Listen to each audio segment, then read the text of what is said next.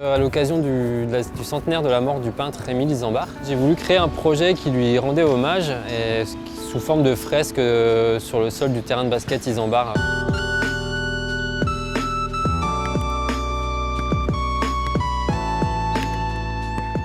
L'essence du projet, c'était pas simplement une fresque, en fait on voulait vraiment développer quelque chose qui soit inclusif et qui implique tous les usagers du site.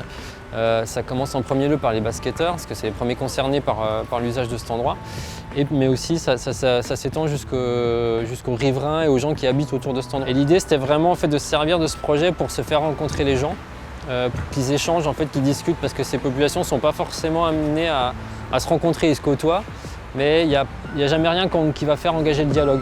Du coup, LCFA m'a accompagné sur ce projet pour toute la réalisation, la peinture sur le sol, mais aussi pour l'approche technique. Leur aide a été vraiment hyper précieuse pour pouvoir mener le projet à bien. Mais ce qui était intéressant aussi, c'était de faire participer cette formation, parce que ça permet aux élèves déjà d'avoir une autre approche de leur métier, et puis de montrer qu'en fait dans le bâtiment, dans la peinture en bâtiment, il y a aussi des approches qui peuvent être plus créatives. Dès qu'on a imaginé ce projet, on n'a pas voulu le faire tout seul dans notre coin. En fait, on a voulu vraiment impliquer tous les gens, tous les acteurs qui étaient touchés de près ou de loin par ce projet-là. Et on a aussi demandé à des citoyens, des Bisontins de venir participer à des moments pour aider à ce que le chantier avance et puis qu'ils puissent aussi peindre aussi avec nous.